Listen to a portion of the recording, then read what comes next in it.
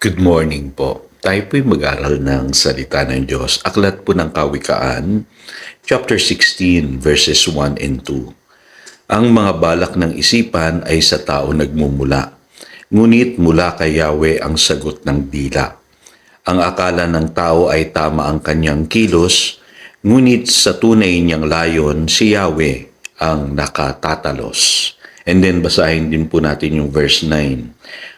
Ang tao ang nagbabalak, ngunit si Yahweh ang nagpapatupad. Pray, plan, and perform.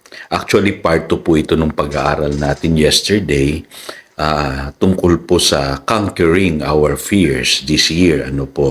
At alam niyo po, sabi ng mga marurunong, sa Bible po, mahigit 365 times na binanggit yung salitang fear not. Kaya dapat po huwag tayong matakot sa bawat araw po ng ating buhay. Kaya lang, meron din po akong tanong, meron bang practical na approach at the same time nasa Biblia na makatutulong para tayo po'y huwag maging matatakutin? Meron po at nandirito po yan sa tatalakayin natin today. Unang-una po na pwede nating gawin, ay yung manalangin. Ang sabi po sa Philippians chapter 4 verse 6, "Do not be anxious about anything, but in everything by prayer and petition with thanksgiving, present your requests to God." Kaya kung ikaw ay matatakutin, kapatid, ang unang-unang pag-aralan mo ay yung manalangin. Kasi ang sabi po dyan, everything pwede natin danhil sa Panginoon. I-present natin sa Kanya yung lahat ng ating mga prayer request. Mapapansin niyo po ito. Kung kayo'y kulang sa panalangin, kayo po'y laging balisa. Hindi kayo makatulog, punong-puno ng mga alalahanin at takot yung iyong puso. Pero kung kayo po'y nananalangin, dumarating po yung kapayapaan ng Diyos. Yung po ang ipinangako ng Philippians chapter 4 verse 7. Pangalawang practical na advice na makikita natin sa Biblia ay yung pagpaplano. Yung iba sasabihin nila, hindi na mahalaga yung pagpaplano, pastor. Ako po'y naniniwala na mahalaga po ito. Kasi ini-entertain po ng Diyos yung mga desires ng ating puso. Kaya lang po, dapat po yan ay sumang-ayon sa kanyang kalooban. Kaya dun sa verse 2 ng Proverbs chapter 16, sabi dito, motives are weighed by the Lord. So, tinitimbang po ng Lord yung ating mga motibo.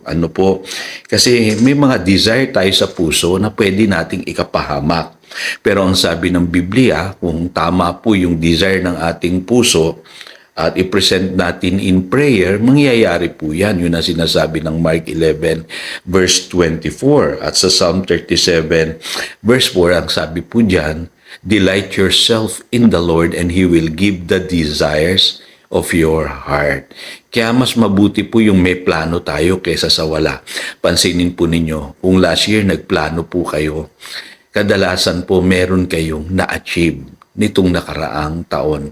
Pero yung mga tao na walang kaplano-plano sa buhay, pansinin nyo, walang nangyayari sa kanila. Kasi ang sabi po ng Proverbs 21 verse 5, the plans of the diligent lead to profit, as surely as haste leads to poverty. So, mahalaga po yung pagpaplano. Panghuli po, mahalaga yung mag-perform tayo sa buhay. Kasi sa buhay na ito, naririyan po yung prinsipyo ng sowing and reaping. Sabi sa Galatians chapter 6, verse 7, a man reaps what he sows. Kung ano yung itinanim mo, siya mong aanihin. Kaya sabi diyan, at a proper time, we will reap a harvest. Kaya may value po yung pagiging masipag, masikap, at matyaga sa buhay na ito. Kaya nga sa Biblia, ang sabi sa Proverbs chapter 13 verse 4, the sluggard, yung taong tamad, craves and gets nothing. Wala siyang nakukuha sa buhay, wala siyang nararating.